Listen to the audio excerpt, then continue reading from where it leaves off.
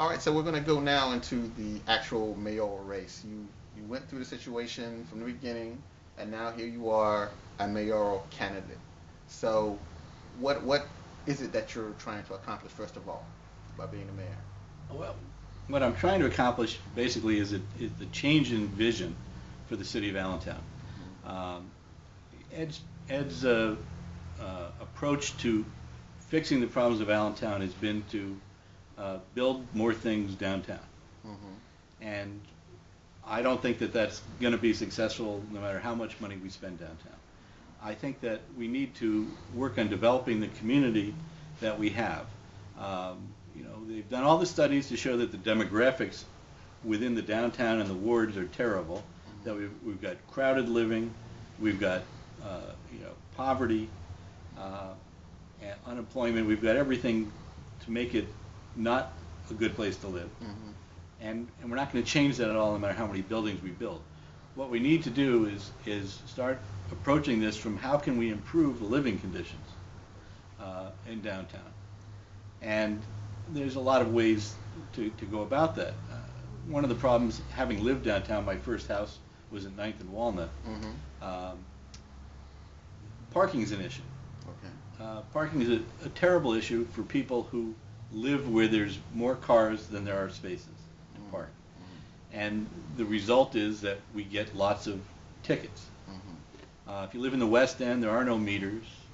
I can't tell you, but very few people, I'm sure, get tickets for parking in the West End, unless somebody particularly calls up and complains about something. Right.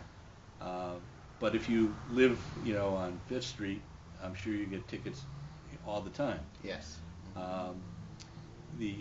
So the parking authority ends up as a regressive tax, and it can be looked on that way, and it's not like a Robin Hood thing where it's a reverse Robin Hood, where we take the money from people who can't afford it, and we use it to provide parking for the businesses that we're trying to attract downtown. Interesting.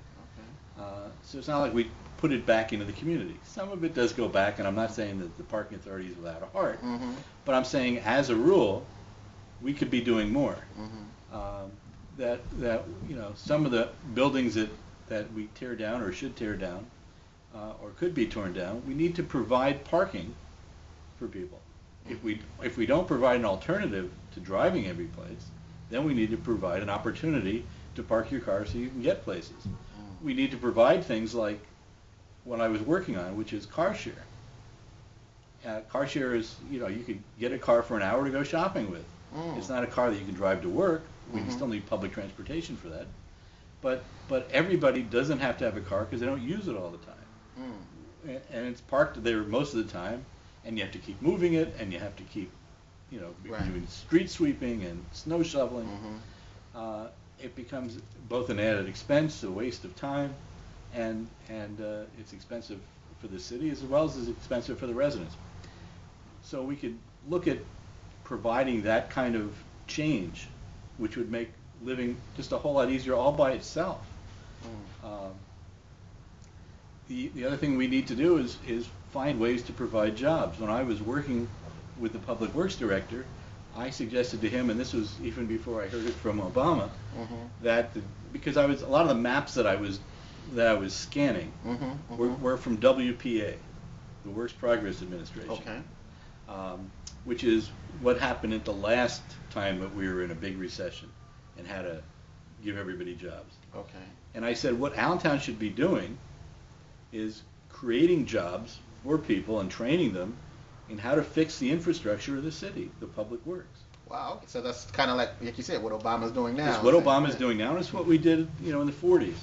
And there's lots of evidence around the city of, beautiful stone walls and things that were built during the WPA by people who didn't know how to do that when they started, and learned a trade, and then got paid to do it and went on and worked after the WPA. Oh, okay.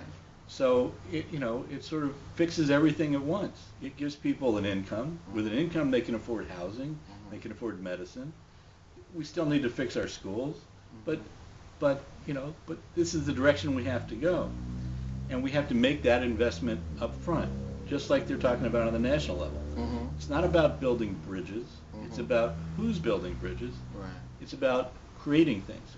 We have an infrastructure in Allentown that's exceedingly old, needs a lot of update, needs a lot of rebuild.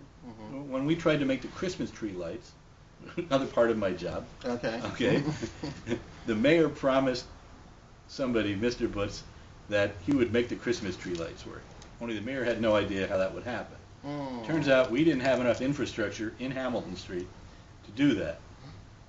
And so, okay, so that's why the Christmas light this year only had like right. one string of lights around it. Right. Okay. So I took the bull by the horns. I wasn't told to do it. I made a phone call. I talked to Mr. Butts. I explained to him what the problem was. I said, yes, Ed promised you, but he didn't know that he couldn't promise you because there wasn't enough infrastructure to deliver it. Wow. I said, so let's figure out what the best thing we can do is. And he talked to a friend of his from an electrical company who came in and gratis did a bunch of rewiring. So that we got, and it still had to meet the building code, the electrical code. So we have lights. Now, the lights are plugged into ground fault. Every time it rains or snows, they fault and go off. Right. Because, or it's even windy. That's what they're designed to do. Okay, but we got lights. But I digress.